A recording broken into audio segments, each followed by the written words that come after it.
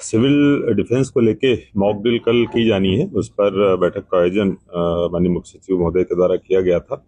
सबसे पहले तो मैं ये क्लियर करना चाहूंगा कि ये केवल एक प्रिकॉशनरी मेजर है। इसको लेके किसी तरीके का पैनिक क्रिएट करने की या अन्य किसी तरीके के कयास ना लगाएं, क्योंकि इससे जनता के बीच में एक कंफ्यूजन की स्थिति पैदा होगी। तो निश्चित रूप से मीडिया को भी मैं ये मैसेज देना चाहता हूं कि इसको केवल एक प्रिकॉशनरी मेजर के रूप में ही लिया जाए। जो दो तीन चीजें आज महत्वपूर्ण निर्देश दिए गए हैं, उसमें जितने भी हमारे अस्पताल हैं उनके ऊपर रेड क्रॉस का साइन बनाना है। जो रेड क्रॉस का इंटरनेशनल साइन है उसको बनाने के निर्देश प्रदान किए गए हैं। जो हमारी मॉक ड्रिल शुरू होनी है उसमें दो चरण रहेंगे। पहले 4 बजे जो हमारी मॉक ड्रिल चालू होगी उसमें 3 प्रकार की एक्सरसाइजेस की जानी है। उसमें जो पहली एक्सरसाइज है कि अगर किसी बिल्डिंग में आग लगती है तो उस आग लगने की दशा में कैसे उसका सर्च एंड रेस्क्यू ऑपरेशन चलाया जाएगा, इसको लेके एक मॉक ड्रिल की जानी है जो हमारे द्वारा की जाएगी। उसके बाद जो दूसरी मॉक ड्रिल है वो इस बात की रहेगी कि अगर कोई बिल्डिंग किसी तरीके का अगर हमला होता है और उसमें डैमेज हो जाती है तो उसमें किस तरीके से रेस्क्यू ऑपरेशन करना है, और अगर टेम्परेरी हॉस्पिटल की आवश्यकता पड़ती है सेटअप करने की तो उसको कैसे किया जाना है। इस चीज की दूसरी मॉक ड्रिल होगी। और तीसरी जो मॉक ड्रिल होगी वो इस बात की होगी कि अगर कोई इस तरीके का इलाका है, इस तरीके की बिल्डिंग है जो खतरे में आ गई है, अगर उसको वहां से जो सिविलियंस है उनको निकाल कर किसी सेफ जगह पर, बंकर जैसी जगह पर अगर लेके जाना है तो उसको कैसे लेके जाया जाए। ये हमारी तीसरी मॉक ड्रिल होगी जो की जाएगी। इसके साथ साथ जो एक ब्लैकआउट की मॉक ड्रिल करी जानी है वो शाम को 7:30 बजे की जाएगी। और शाम को 7:30 बजे एक सायरन बजेगा।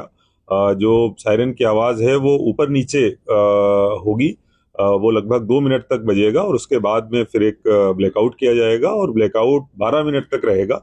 12 मिनट के बाद एक पुनः सायरन बजेगा और उसके बाद जो लाइट है वो रिस्टोर कर दी जाएगी।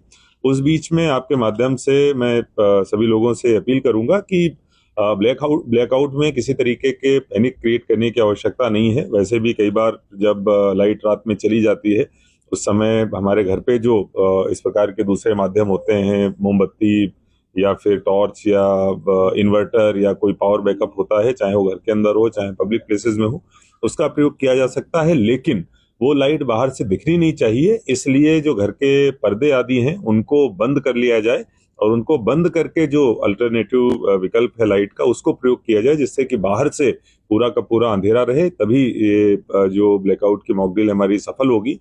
कल हम लोग एक सभी अस्पतालों के साथ में और जो मॉल या जो शॉपिंग कॉम्प्लेक्सेस या फिर जो व्यापारिक संस्थान है उनके साथ एक बैठक भी करेंगे। उनको हम लोग जानकारी भी देंगे कि किस तरीके से जो ब्लैकआउट होगा उसमें उनको बिहेव करना है, जिससे कि जनता को कम से कम परेशानी हो और किसी तरीके से पैनिक की या भगदड़ जैसी स्थिति जो है वो ना बने। इसके लिए हम लोग पहले से ही तैयार रहें। इसके साथ साथ जो एक हम लोगों का जो सिविल डिफेंस प्लान है वो बनाने के लिए भी आदेशित किया गया है। जो एक बहुत पहले सिविल डिफेंस प्लान बना था लेकिन आज की तारीख में वो एक तरीके से महत्वहीन हो चुका है। तो अगले 2 दिनों में हम लोग एक सिविल डिफेंस प्लान भी बनाएंगे और उसमें जो कुछ हमारे वाइटल बिल्डिंग्स हैं, जो महत्वपूर्ण बिल्डिंग्स या संस्थान हैं, उनकी मैपिंग भी करेंगे, जिससे कि उसमें प्लान में उसको इंक्लूड किया जा सके। जो सायरेंस वाली बात है, चूंकि पहले के सायरन सारे के सारे वो हो गए थे, डीएक्टिवेट हो गए थे, इसीलिए नई जगह हम लोग आइडेंटिफाई करके और खासतौर पर जो बीएसएनएल के टावर्स हैं उनका प्रयोग करके हम लोग सायरेंस लगा रहे हैं, जिससे कि पूरे शहर भर में एक साथ मैसेज कम्युनिकेट किया जा सके। सर, ये पूरे जिले में होगा या शहर में होगा? देखिए, पूरे जिले में होगा और जिले में खासतौर पर इंदौर शहर के लिए जैसा मैंने जो बताया है वो पहले से ही हम लोगों की प्लानिंग हो गई है। जो बाकी छोटे कस्बे हैं, चाहे महू हो, देपालपुर, सांवेर वगैरह हो, वहां पर भी हम लोग करेंगे। वहां पर सायरन्स के माध्यम से किया जाएगा। जो छोटे गांव हैं उन सब जगहों पर सायरन आदि बजाना चूंकि संभव नहीं होगा, इसीलिए हम लोग जो प्रेस नोट के माध्यम से और अपने जो फंक्शनरी हैं, सचिव सरपंच हैं, उनके माध्यम से इस मैसेज को कम्युनिकेट करें। शाम 7:30 बजे जो ब्लैकआउट किया जाएगा तो जो वाहन सड़कों पर रहेंगे देखिए, वाहनों के लिए भी चूंकि सभी प्रकार की लाइट्स बंद करने के निर्देश हैं, इसीलिए आपके माध्यम से मैं सबसे अपील करूंगा कि जैसे ही सायरन बजता है वैसे ही सभी वाहन जो सड़क पर हैं वो कृपया अपनी गाड़ी रोक दें और लाइट्स बंद कर लें, जिससे कि ब्लैकआउट का पूरी तरीके से पालन हो सके। और जैसे ही 12 मिनट के बाद फिर दूसरा सायरन बजे उसके बाद गाड़ी स्टार्ट करें। मौके पे ब्लैकआउट में भी हुआ है।